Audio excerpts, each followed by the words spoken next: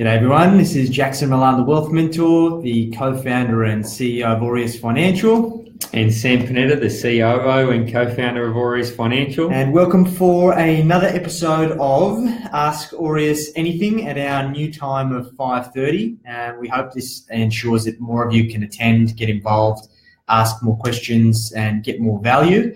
We found that throughout these kind of things, given that the previous time, most of the questions were coming in after the live had finished. So we want to make it a bit more interactive, make sure you get value and that we can help you kick some goals. Yeah, make sure if you're watching, you're here, you have some questions, don't be shy, pop them in there and we'll do our best to answer them for you. Yep. Cool. So before we kind of dive in, we are going to go through a bit of a general advice warning, of course, as normal. This isn't specific to your personal situation. So before you go run off and dive headfirst into a pool, get some personal advice to make sure that it applies to your individual situation. Put on your togs, put on your goggles, put on your cap, make sure it suits your situation before you start swimming. You like that? I have no idea what he's talking about. Best general advice in the history of man. All right. So we've had some good questions throughout the week. Of course, just dive in. There's no such thing as a silly question. Just ask us. It's likely that if you ask the question, there's going to be other people here that are going to get value out of it. So ask away. So question number one, why should I collate or consolidate my super, and what are the benefits of working with an advisor to do so? Good question. So for most of us out there, and I find this is typically my younger clients, mainly people who are sub 40s, that they have super everywhere. They've had multiple jobs. Most people turn over their jobs every couple of years. Their employer has a super fund. They just go with that. They amass all of these different superannuation funds and they have absolutely no idea what to do with them. There's a process around it. Every super fund is different. And we need to understand that we need to consider the fees as much as the features and benefits. Typically, if you've got a medical condition or there's something that may potentially rule you out from getting additional insurance, it's important you don't just dive in and consolidate everything and get it done and dusted. This might be detrimental. So it's important to follow a process. Now, our process that we follow is that we first contact all of the superannuation providers and we ask them the fees, the features, and all of the benefits. That includes understanding what it costs you to have the fund. What do they charge for the investments? How's the investment been performing? What other options are available? What insurance do you have? What beneficiaries have you nominated? And then once we've got all of this information, then we can then chuck it into some software that we have to allow us to actually compare all of the features and benefits and make an objective decision. Now, of course, you can go out there and do this yourself. But in life, there's two tradable commodities. There's time and there's money. So if you got to think about what value is there in your time going and doing all of this for yourself and trying to learn the ropes for yourself. And for most people, it's just too hard. Like for example, we had a client this week actually. We sent off an authority to contact one of their super providers, which was an industry fund. I'm not going to name the shame. But typically, a lot of industry funds are a pain in the ass to deal with. And we actually had to send the authority on a number of occasions for them to even talk to us. Now, we could imagine how frustrating it is for the average person trying to do it. So they do this on purpose to stop you from consolidating. So we say, let us help you with it. If you want to do this, first things first, work out where all your super funds are. Set up a MyGov account. You should have all of your super funds listed there. Take a screenshot, send it to us, and we can kind of point in the right direction. Super's one of those things where I think a lot of people want to do it, but they just don't get around to doing it. It's a no-brainer. We had a client this week. She thought she had 3 super funds, over her working life. By the time she got to us, she only had 1 left because the other 2 were totally eroded away by fees. So this is one of the things that people, every second person I talk to, they go, oh yeah, I need to look at my super fund. You don't need to just look at it. You need to do something with it. So don't keep it on the back burner, this stuff. Exactly right.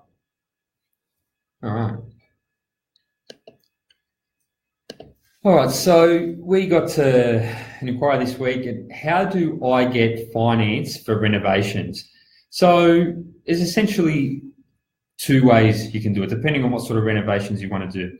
If you want to do let's say you own your own home and you want to do a bathroom or something similar to that, a cosmetic renovations that might cost 50 grand or 30 grand or something like that. Typically, you can go to your bank or you can go to your broker, and then they can do an equity release or an increase on your existing home loan.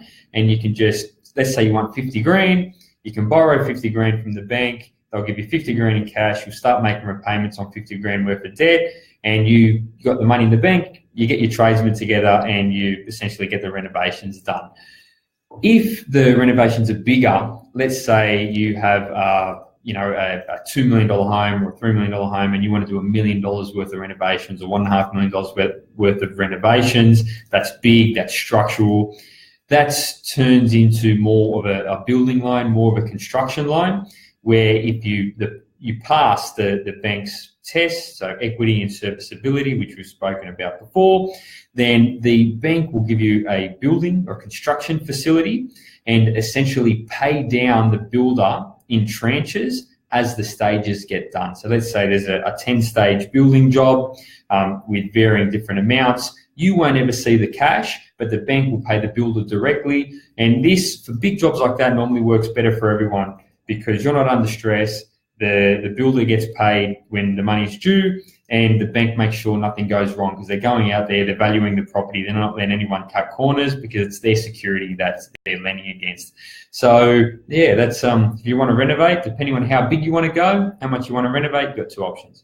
Yeah, another thing to consider that a lot of our clients utilise as well is that if they've got, say, an offset or a redraw facility as well, and they've been working really hard to pay down their debts and they've got money available, then they can always redraw that money to go facilitate those renovations. It achieves exactly the same net outcome as well. Excellent. All right, so this is a good one. From a long-term client of mine, and pretty set in his ways. So his question was, why do I need to go to business workshops? I already know my business strategy. So why is it important for me to do these things? My view has always been that if you stop learning, you stop earning.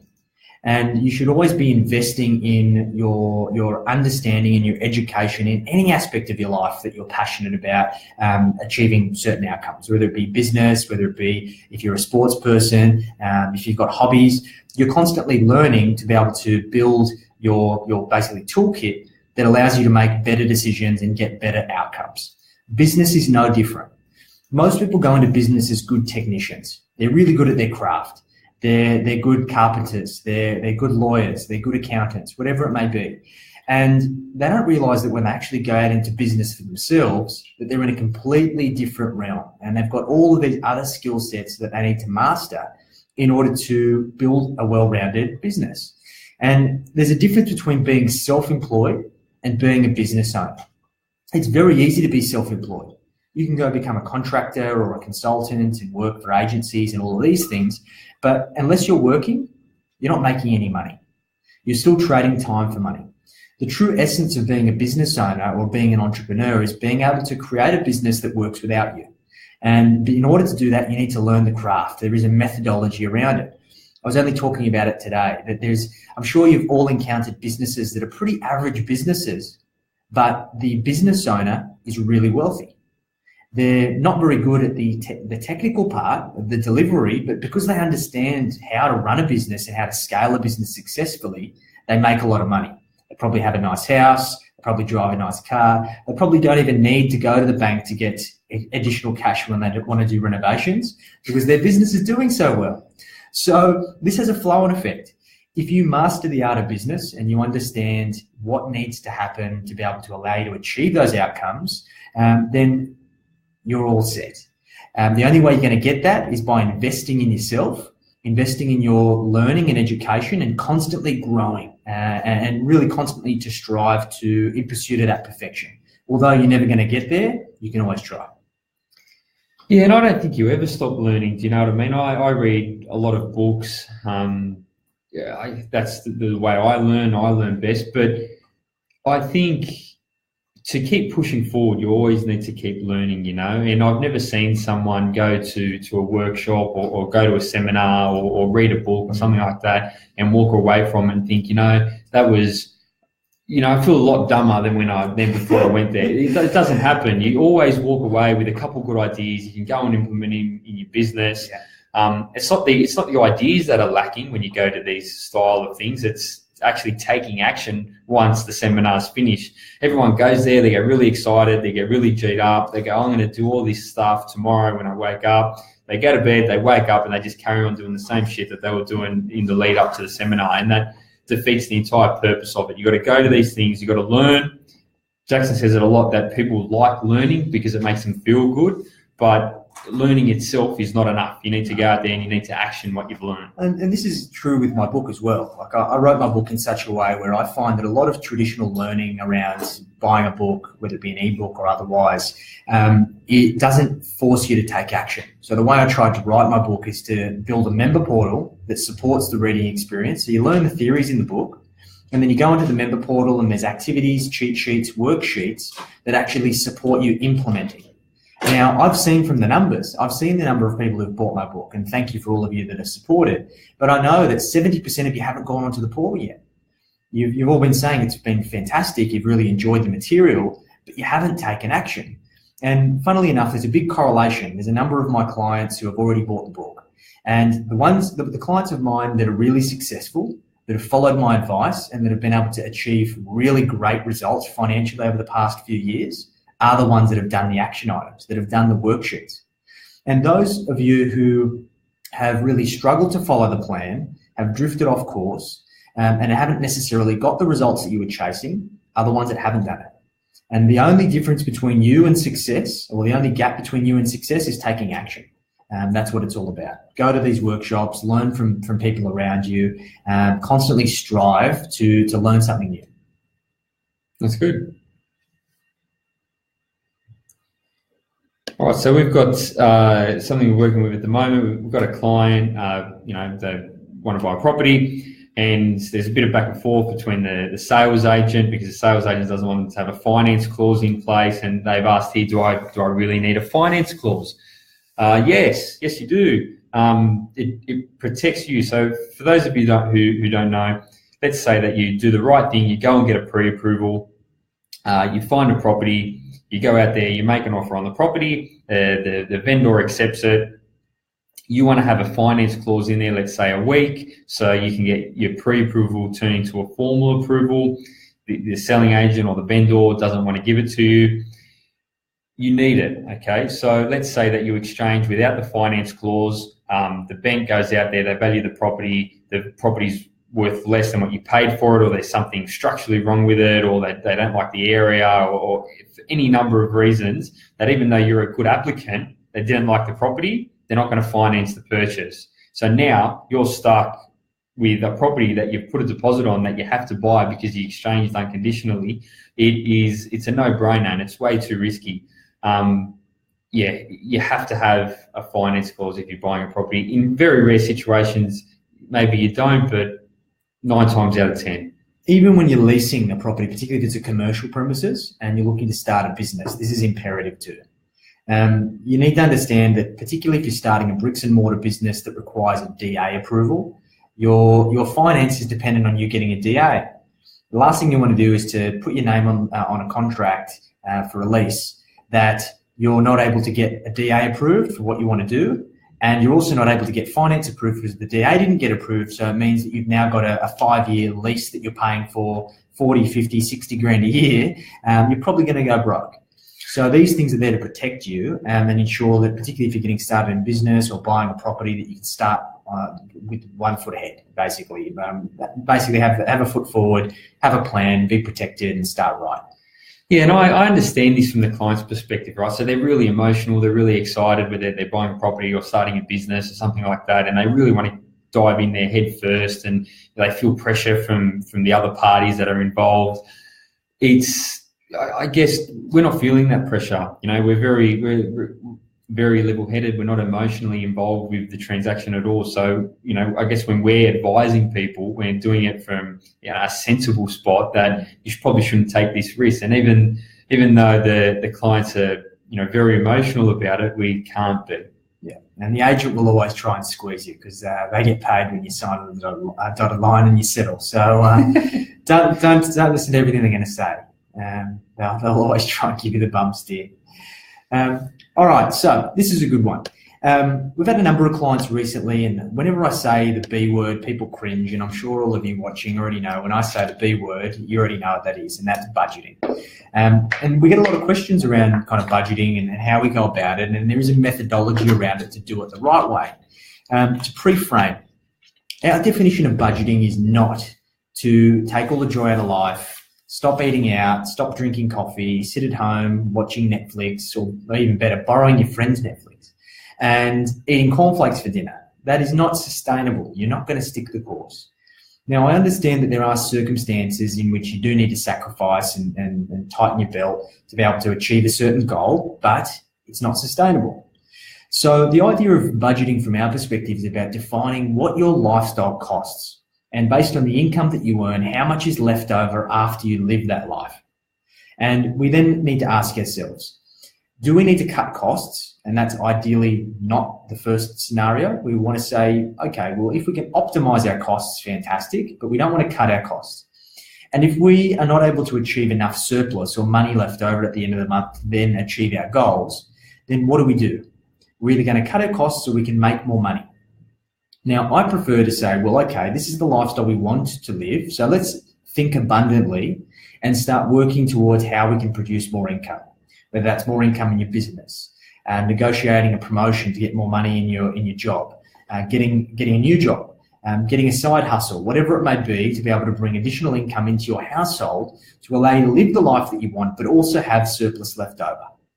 To put some numbers around it, 50% of your income on average, your net income, considering, and this has to be after tax, 50% of your net income should be for your fixed expenses, things like your rent, your mortgage, your groceries, your bills. 30% should be for your discretional spending. So coffees in the morning, going out for lunch, clothes, haircuts, going on holidays. And 20% should be for surplus. Now, the first thing is, does your situation look like that when you do a budget? If no, there's some problems. Now, in this instance, the question was, I know I need to get on top of my budget, but I don't want to look back on my expenses. Can I just forget about the past and just start from scratch? And the answer is no. We need to understand that if we don't consider the past, history is bound to repeat itself. Now, I understand that there can be a harsh reality of coming to terms with some of the potential hurdles and stumbles that you've had throughout your journey previously, but you need to use this as a learning experience to be able to push forward.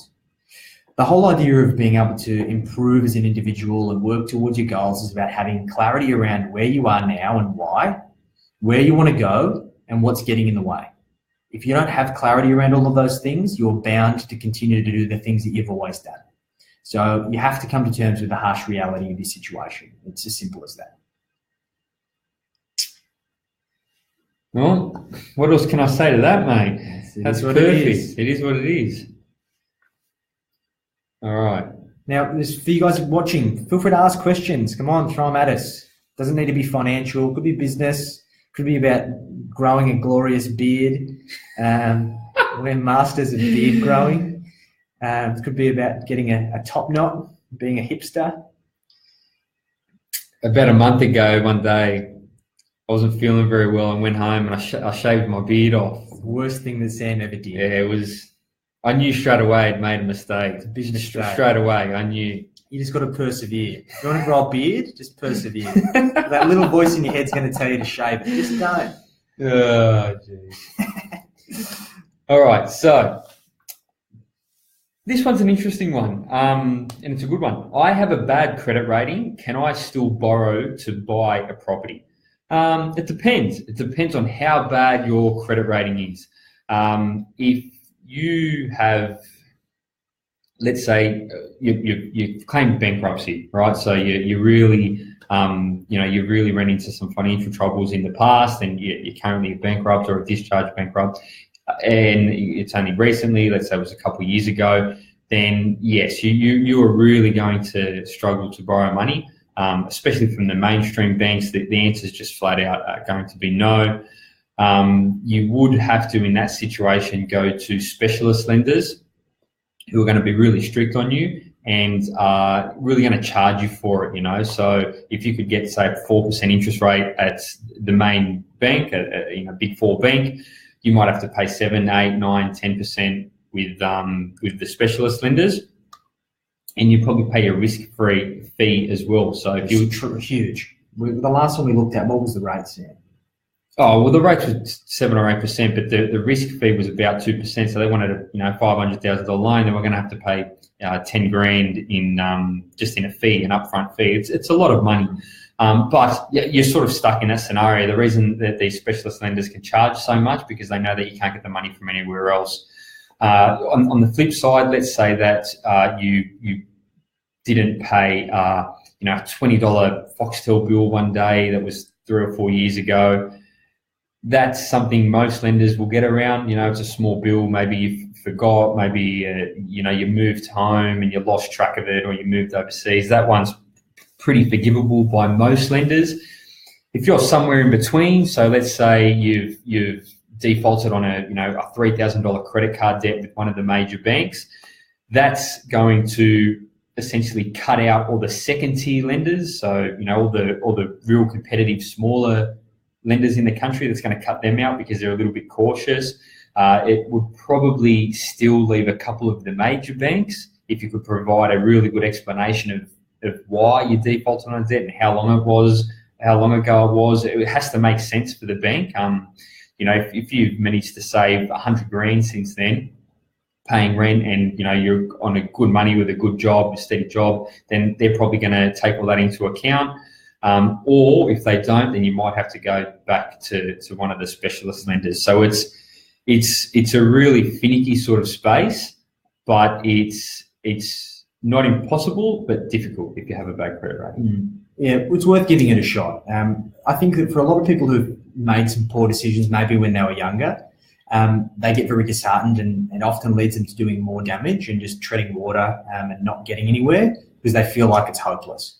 So I would much prefer clients who've had that bad experience to try and contrast that bad experience by doing a lot of good and getting momentum in pursuit of what they want, because we can make it work. It may not be immediately, but at least you'll have a path to get there. So that's important. Question from Chris. Thanks, mate. I appreciate you asking.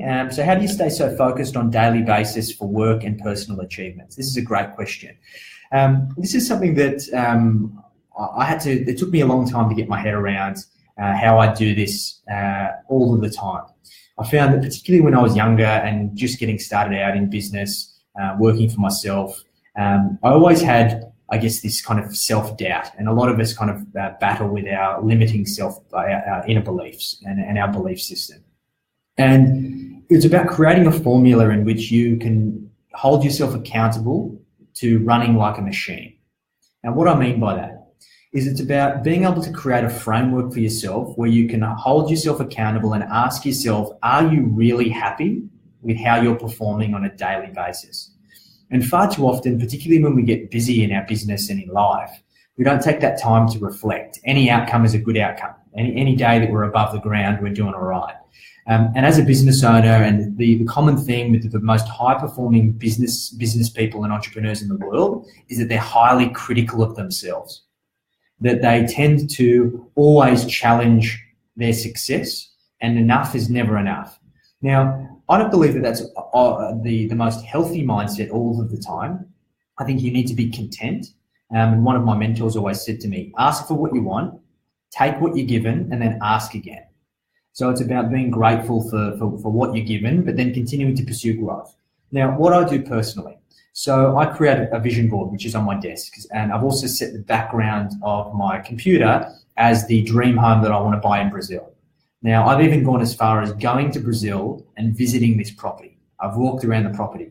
I've stood in the office and I know where I can run my Ask Aureus as anything when I own that place. I've got a recording studio in that property in the basement where we can record our podcasts and do all of these things. It's a place that I can run client retreats. So I've taken this to the nth degree, that I've gone to my dream home of what I'm going to own. And I'm going to own it one day. I've got my vision board of everything that I want to achieve over the next 12 months and beyond. And further to that, I've created a system for myself to be able to delegate and create myself daily action items, and I need to get them done by a certain time of the day. Now, obviously we're in a new business, so we're working longer hours than what I would typically do. But what I did previously in my previous business is that I only worked 4 days a week. And I didn't work weekends, I didn't work Fridays, and I also took 2 months off a year. And what I did is I created a formula in which I decreased the amount of time I had available in order to produce the same, if not a better outcome than I always did. And it was principles that I took from a book called The 4-Hour Workweek. Now, I believe that for most businesses, the kind of literal translation of the 4-hour workweek is bullshit. It's not going to happen. Most businesses can't run with the leader only being there 4 hours a week. But it's not to say that you can't win back an extra hour of your day, an extra day of your week, an extra week of your month, an extra month of your year. Whatever it may be, you need to work to the limitations that you provide yourself. It is up to you to be able to provide those constraints and operate within them. So push yourself, you'll rise to the challenge. Yeah, and I think we've spoken about this a lot on some of the podcasts as well. You know, I think having a real deep-seated goal helps you stay focused. You know, Jackson and I have spoken about it before that, you know, when I was younger, you know, my parents were young, they were 15 when I was born, so there wasn't a lot of money to go around. And I had this real deep-seated emotion, I guess, that one day when I was older, I was going to do well and I was going to succeed. And even now today, I'm nearly 30 years old. So this started, you know, 20, 25 years ago, I started feeling this way. Sometimes, you know, when I get tired or think like that, it just snaps back into my head, this emotion from when I was a kid, and you go, all right, let's go. And you get that energy back and you go again.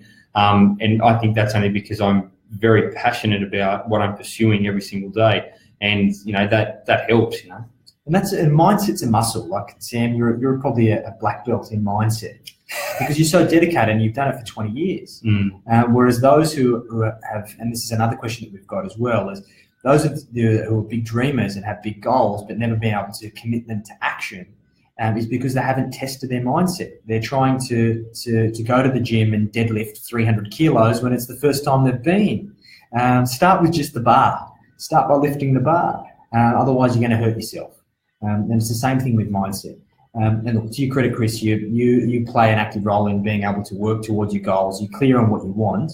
I think that it's a matter of just continuing to test, push yourself, and you'll rise to the challenge. Very good. Great question. Similar topic. Yeah, same. There's another question that we got. We've got a lot of clients that are approaching us that are either wanting to start their business or have just got started in business and they're overwhelmed and they've found that they're kind of just treading water. So the question is, I always struggle with turning my goals into action. What can I do to ensure that I stick to the path? Exactly the same concept. Get clear on what you want. Get clear on what it means to you to have it. Get clear on the implications of you not achieving it. And if you're driven by that emotion, and if that emotion has enough weight for you, then you need to so good. You need to utilize that emotion to be able to push forward in pursuit of what it is that you want. If you want something enough, you will do what it takes. Now, the limiting factor, typically for most of us, is that voice in our head that tells us that we're not good enough, we don't deserve it, we're not going to make it. We essentially don't have the strength, the willpower. That's a defense mechanism. This is essentially your lizard brain protecting you from yourself. I tell you what you do with that lizard brain. You tell it to go get fucked. And you push on in spite of it. If you listen to any high-performing entrepreneur, they will always tell you that voice never disappears. It is there each and every single day. When you're standing in the shower, when you're going to bed at night trying to go to sleep, the voice is always there telling you that you're a fraud. You're not. You just go on in spite of it. I think there's also a technical aspect to it too. So work backwards, you know, figure out what you're trying to achieve and then break that down into actionable steps. Do you know what I mean? Otherwise it just seems too far in the future and too big of a mountain to climb, you know, one step at a time and you get there. Yeah, look, I think this ties into our wealth pyramid concept that Sam and I created, is that a lot of people tend to think that they're going to go from the very bottom of the wealth pyramid at financial battle to right to the very top to financial abundance. Unless you're punting on the lotto, which odds are tough that you're going to get there, it's not going to happen for you. I'm sorry to be the bearer of bad news. You need to go from battle to comfort, from comfort to growth, from growth to freedom, and from freedom to abundance. And there's a logical method in which you pursue that. If you don't pursue it in that order, you're going to fail. So go about it the right way. Set yourself up for success, not for failure. No, very good. Very good. Peter, Curie, what am I going to do with you? What am I absolutely going to do with you? We don't advocate keeping cash under the bed. Yeah, right? no cash here, none, Pete. No cash. No cash. All right. Peter. Do I need to get a credit card to improve my credit rating? I can't believe I get this question so much. No, you do not need to get a credit card to improve your credit rating. That is some sort of myth that has been passed down from generation to generation, that to get a loan one day when you're older, you need to get a credit card. Whoever invented it is absolutely taking the piss. Who's ever teaching you this doesn't really understand the way finance works. Tell us, mate, how do you build a credit rating? What goes into your credit rating? So credit ratings is essentially everything that you do financially in your life, right? So the best thing you can do is live your life and pay your bills, right? You're going to get a credit rating as you accumulate. You're going to get pay TV, you're going to get, your electricity hooked up, you're going to get water hooked up. Pay your bills. That's how you stay on top of it. If you need a credit card, right, or you want one because you don't want to shop, I use my credit card to shop online. I never put my debit cards details into any website. I use my credit card. I've been doing that since I was 18. A couple of years ago, there was some fraud. They shut down the credit card straight away, and it didn't cost me any money. If that was on my debit card, it would have been a shit fight to get the cash back. So if you've got to get a credit card for that purpose, get it for that purpose. If you're going to get some, finance to buy a car or something like that when you're younger, which we don't advocate unless you really need to, you should be trying to pay cash for cars. All these things that you're doing in your day-to-day life are helping to build your credit rating. Instead of focusing on doing really good with your credit rating, I'd focus on not making a mess of it. So pay your phone bills, pay your mortgage, pay your personal loans, pay your credit cards. The negative things that you do are going to weigh a lot more heavily on your credit rating rather than you going out and taking debts to improve your credit rating. It's just not how it works. Yeah, the question you should ask yourself is that, do you have 100% clarity around what you spend every single month with a credit card? And if the answer is no, don't use one. It gives you a false sense of security, and more often than not, people overspend. And even if you're paying it off every month, I guarantee you that if you just relied on your cash, you would spend less than if you were spending on your credit card. Because your credit card is typically in excess of what your monthly expenses are, and therefore it gives you a higher capacity to fall short of what your plan is in regards to your cash flow. So in short, if you don't need a credit card, don't use it. All right, very good. Cool. All right, so this is a good question. So I've been in business for 5 years and I haven't been on a holiday yet. What can I do to get out of my business for a few weeks without it crashing and burning? I think this is really the small business dream for most of us. I think most of the time business owners overlook and they think that it'll be right. I'm going to start a business and I'm creating something for myself. I'll be the master of my own destiny and I'll be able to do everything that I want with my time. And for most of us, it's not true. We typically set our businesses up where there's a key person risk, we're the bottleneck in our business. And as soon as we step out, the wheels come to a grinding halt and everything crashes and burns. So I wrote an ebook called Systemize Yourself to Success. And one of the big goals as part of that is about being able to create a lifestyle business that allows you to step out of it and allow it to continue to work for you. And that's the ultimate test of being a business owner. If you can step out of your business and your business sustains itself, or even better, it grows, then that's fantastic. That's the ideal outcome. But there are steps that need to be followed. The process that I like to follow is about identifying where you're allocating your time in your business, and then break those time allocations and those tasks down into either roles or duties that you're going to retain, roles or duties that you're going to outsource, and if so, to who, or roles or duties that you're going to make redundant because they add no value. So once you're able to do that, then you can say, okay, well, if I was to leave, what are the duties that I'm left with and who's going to handle them? And if they're going to handle them, how can I support them to ensure that they have the tools that they need to be successful?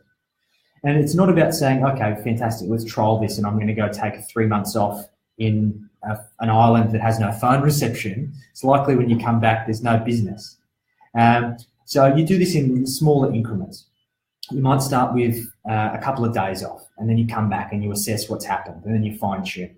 Then you might take a week off, and then you come back and you fine tune. And it's about having layers in your business. If you're a sole trader and you're just working by yourself and you've got a few subbies that are helping you, it's unlikely with the structure of that business that most businesses are going to be able to continue to function.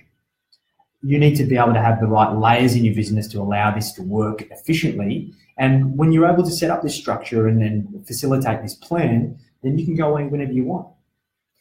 Yeah, this is a massive trap that small business fall into all the time, you know. They start out with heaps of enthusiasm and they grow the business and they grow to a point where it's making good money and they get to the point they've got a couple of guys underneath them, but they've essentially built it entirely around them and they're stuck there. You know, the business needs them now. And for them to go from that point to the point where essentially the business is running itself without them there, it's really messy and it's really hard because you need a whole new skill set. You know, they went from being a technician to, you know, a manager in their business, but to go from a manager to a leader of managers, that's hard. And a lot of people, I don't know, I guess they don't want to push that hard, you know, they don't want to push themselves to get to that next point because it's so difficult. Yeah, I think that a lot of the time, the longer that we leave it, the harder it is. And there's a big J curve with this, which basically means the longer you leave it, the more painful the process is. Think about it. And I always try and reference the best entrepreneurs and the best business people. Do you think that the likes of, let's look at Tesla, for example. If we look at Elon Musk, do you think there was any point in time of Tesla where Elon Musk was on the production line building Teslas, constructing batteries, using a rattling gun to put panels on? No. Do you think when they were building SpaceX that Elon Musk was down there building rocket-propelled things, whatever that goes into these things that he's building, the crazy man? No. He established his business from the very beginning that he was a leader.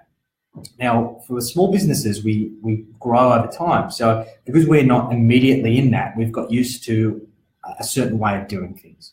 And it's sometimes against the grain to go and do things differently. So you need to challenge your mindset and challenge the role that you want to fulfill and the things that are important to you. If it's important to you to continue to be a technician, then you might need to accept the fact that if you do want to go take some holidays, that your business might have to come to a grinding halt for you to take time off. Or you might be a technician to build up the work, have your guys do the work for you whilst you're away, but you're not bringing any new opportunities, which means when you come back, you're going to have to spend the next month or two building up the pipeline again.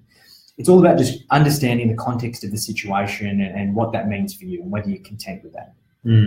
I think understanding, you know, what it is, the situation that you're in now and what you actually want. You know, if you want to be a technician, then that's fine. If that's where you get your thrills from, that's not a problem at all. Yep. But, yeah, you need to understand the differences between, you know, a real business that operates without its owner and essentially a business that needs its owner to operate, with the two massive sides of the same coin. Yeah.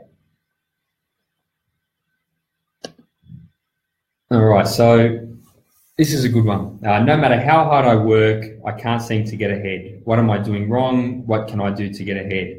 I think most people are like this. See, I think most people work hard.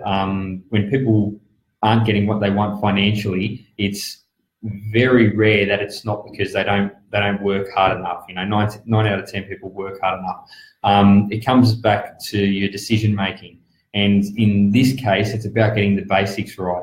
So if you're working hard but you don't know your cash flow, you're not saving money every month, that's basically your step one. You know, if you don't know how much you're bringing into the house every month, and you don't know what your expenses are of the house every month, and you don't know what that surplus is or how much you're going backwards by every month, then there's no way you're going to get ahead. And it doesn't matter how much you work. You can keep working as hard as you want, do an extra 10 hours a week, do an extra 20 hours a week. If you don't have that, I guess, that formula intact, then you're just going to keep going backwards, except now you're working 80 hours a week. You've got to get the basics right. You've got to nail that household cash flow. You need to understand assets and liabilities. and that's the flaw of it, basically. Yeah, I'll get real with you guys for a sec. So Sam's money behaviours and my money behaviours are very different. And I think that I struggled for a very long time with how I compensated myself for my hard work. And I found I had a correlation between the harder that I worked, the more I rewarded myself through instant gratification, going out and going to a nice restaurant, buying myself a new suit, buying a new pair of shoes. Whereas Sam rewarded himself by devoting his surplus into savings and building wealth.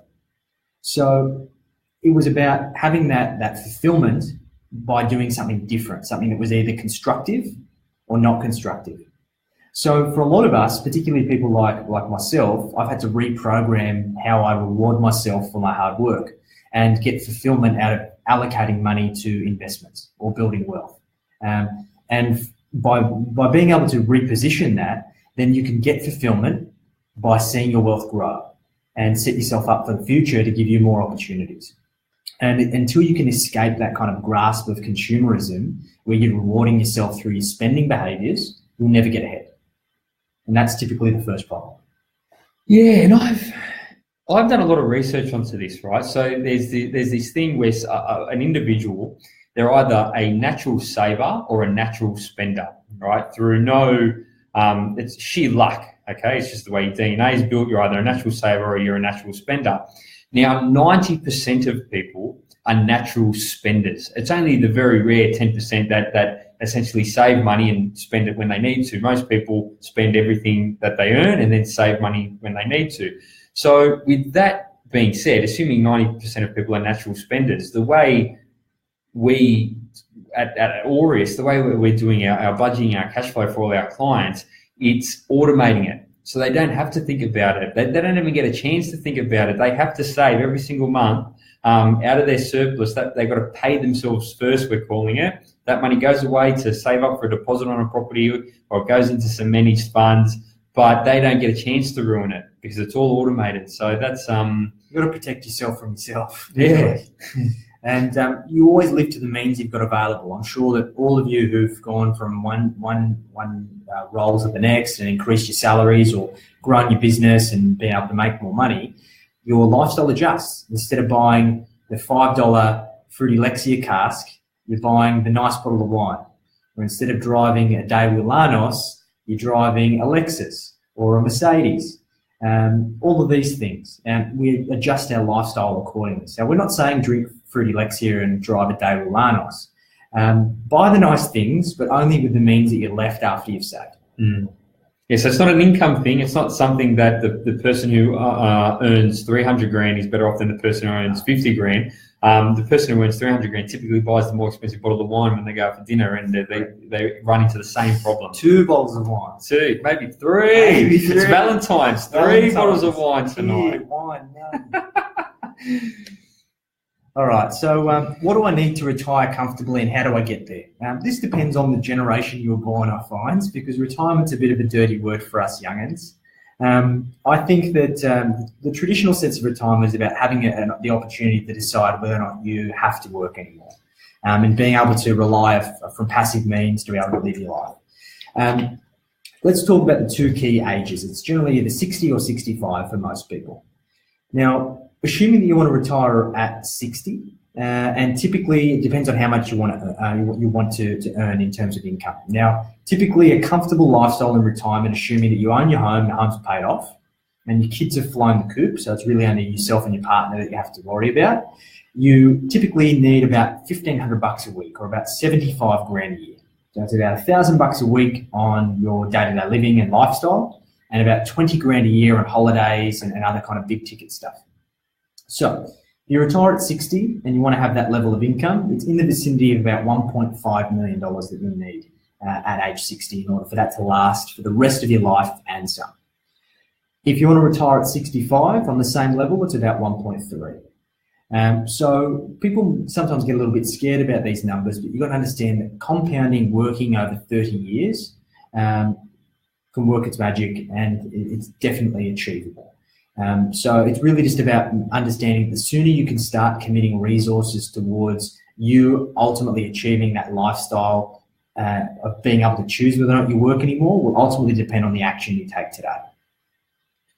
Yeah, and I think the big thing's a number, right? So that 1.5 million, that 1.8 million or 1.3, whatever it is, most people, they hear that and they go, this is too hard. I'm just, when I retire, I just have a bad lifestyle. But it's not the case. You have to work anyway. When you're 20 years old, you got to work until you're 60. It doesn't matter. So you might as well make good decisions as you're working for that 30, 40 or 50 years and retire comfortably. It's not a matter of the guy who works the hardest retires the most comfortably. It's the guy who makes the better decisions over a 50-year period retires the most comfortably. And here's the funny thing that people often ask, I don't want to have too much money in retirement because I want to get the pension. I've got to get my money's worth from the government.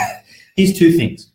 The ASFA is a government organisation that benchmarks basically what do people need in retirement, and a comfortable or a very modest retirement of very, very basic needs is about 50 grand a year. So a comfortable lifestyle is 75. The age pension is at the moment is only going to get you 18 or 19, which means that you are really below the poverty line. Ask anybody, whether you've got relatives or friends who are reliant on the pension 100% to fuel their income, they are not living a good life. So you need to, if you're not entitled to the pension, that means you've done the right thing. You've built enough wealth and you're doing good things. And further to that, for all of us, when my beard is grey and my hair's fallen out, the pension's not going to be around anymore. We have the biggest shift of people into retirement that's ever occurred in history with the baby boomers. So we need to understand that our economy doesn't have the ability to support that many people in retirement that aren't self-funded. So if you don't save, you're not going to have handouts by the time you get there, I guarantee. Yeah, bleak stuff. It's all right, save. You'll be all right. All right. Anyone got any other questions before we dive into this last question that's going to put me in the doghouse? Come on, guys. There's 5 of you here. I can see you. I can see you through the screen. Any questions? No silly questions. Come on. All right. All right. We'll put me in the doghouse. So I've got the most important question of the day. How much should Jackson spend for Valentine's Day? Here's the harsh reality. It's not in the budget, so I can't spend it. Sorry, babe. There's not enough money allocated in the Valentine's Day part of the budget, so you're gonna have to go without. Sorry, Anna. Sorry to break the bad news. That's all right. I've got to practice what I preach. All right. So hopefully that was valuable for all of you. We've got about 13 minutes left. If any of you have any last questions. Otherwise, for those of you who are in Sydney, we do still have 4 seats left for our Small Business Strategy Day on Saturday, the 17th. It's going to be running from 9 till 5 at our Brookvale office. Please make sure that you register shortly because we need to arrange catering and other stuff, so we don't want anyone to miss out. It's going to be a great day. We're going to be going through a lot of great stuff. I've just produced all of the content, and I know it's going to be really valuable for all of you. We're going to be going through a number of exercises around mindset, and what I refer to as building $1 million mindset. And this is really the critical factor in the cornerstone for most of you that are having troubles with achieving your goals. If you don't build $1 million mindset, whether it be in your personal life, in business, it's going to be very, very difficult for you to battle against yourself in pursuit of what you want. So I'm going to facilitate some exercises that are going to help you get really clear on that, identify those self-limiting beliefs, and really start working at some strategies that can help you getting out of your own way. We're also going to go through how to create a lifestyle business. So, for example, how to do things like taking holidays, how to set up your business for it, how to ensure that you can focus on your life and not burn out and have that work-life balance that we all desire. We're going to be going through how to create killer cash flow in your business. It's a question we get all of the time. How do you structure your accounts? How do you set yourself up so you're not constantly getting chased by the tax man, chasing your tail, and making sure that you can create the cash flow to be able to live the lifestyle that you desire using your business as a vehicle.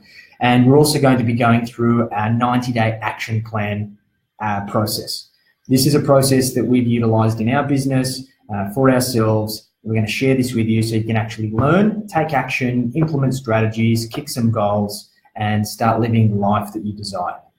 So all the hard work will pay off. It is on a Saturday. Invest in yourself. Stop whinging. You need to do it. If you don't invest the time now, how can you expect to sit on the beach in the Bahamas sipping rum out of a coconut later on? It's put in the hard work. Look, it's a good opportunity, guys. It's going to be the last time ever that we run these workshops for free. We just wanted to add value back to the community, being our first workshop. After this, next time we do it, there's going to be a ticket price. We are closing the tickets tomorrow at midday because we need to order some food for everyone. So if you're going to sign up tonight, sign up tomorrow morning, sign up as soon as possible. If you're on the fence and you're thinking, oh, this is a great idea, I'm going to go along to the next one, you're going to be buying a ticket to the next one because we're not going to have any free entry next time. Here we go. I'm going to put my balls on the line here. If you're on the fence, you come and you don't get value, you don't get even one thing out of it, I will pay you $500. All right, in crisp $100 bills. So if that's not a no-brainer, I don't know what is. So any of you want to register, feel free to jump on. You're going to get a lot out of it. You're going to meet some cool people who are like-minded like you, and we're going to kick some goals. So that is our Ask Aureus Anything for today, the 14th of February, Valentine's Day. I hope you go out and enjoy a lovely evening with your significant others, and we will catch you next week at 5:30. See you then. Take care.